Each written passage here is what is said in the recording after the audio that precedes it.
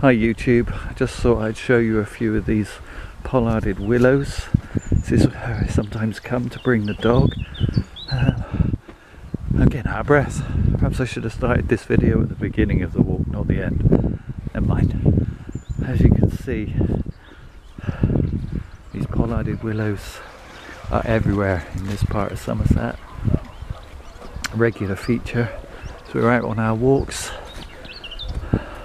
They've inspired me to try and grow a couple of them myself. I know they break most of the rules of bonsai. How's that for inverse taper? I'm sorry it's a bit shaky, the camera work today.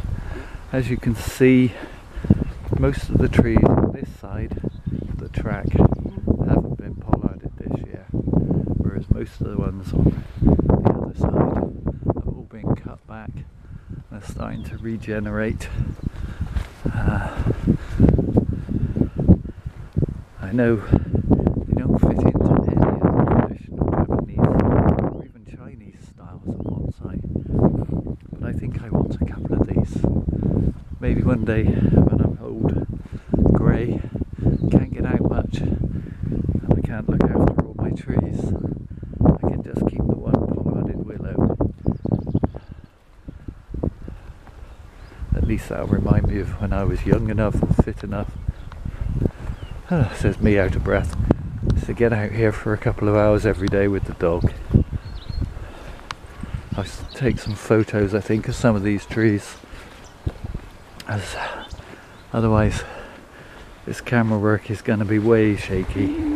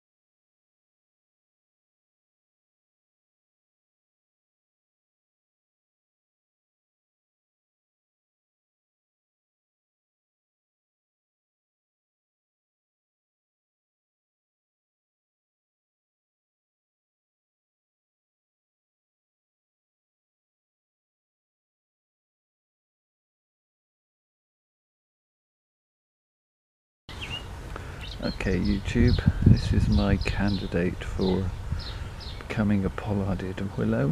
It's a white willow cutting. I took it as a hardwood cut-in winter before last, and growing in this seed tray all that time, so it's got a fairly good root structure. As you can see, I haven't really done very much with it. I did give it a trim back at the end of 2014, but what I'm basically going to have to do now is get rid of most of the growth down low, in fact all of the growth. I'm going to give it a proper haircut.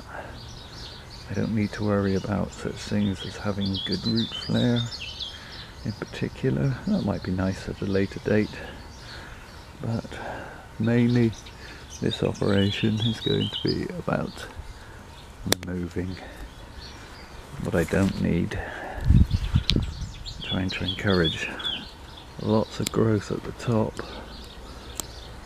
with the hope and I'll get something that looks like those trees I showed you earlier.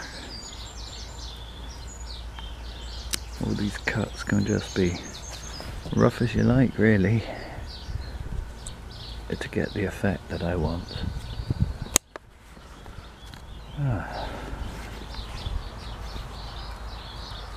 It seems a bit brutal now that I've done it, but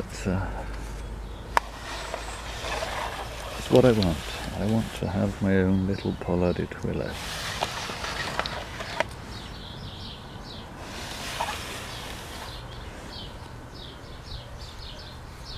I might just shorten that stub a little more.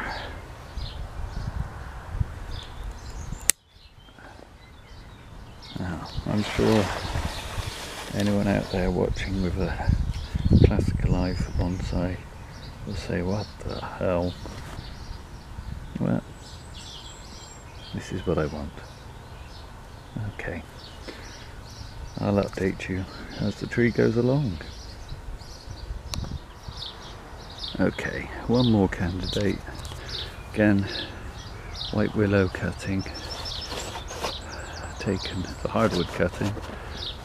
Now I think about it, it wasn't the winter before last, it was the winter before that. So, again, this tree is just rooted and grown some. As you can see, roots growing out of the base, but I'm not going to do any root pruning to it this year. I'm just going to take off the top, just like that. Again, it feels very brutal. But what I'm going to do with this now is take off any shoots that grow down low. Try and keep shoots growing only from the top. I want to get that inverse taper.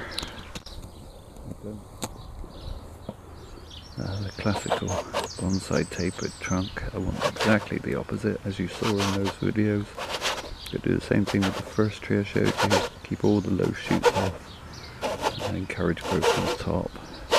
Once it starts putting out some new leaves, that's when I'll start feeding it quite heavily and just let it grow this year and then cut it back next. Thank you. Okay, and finally, one more willing volunteer. It's a different species of willow.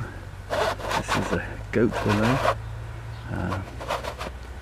sometimes called a sallow willow.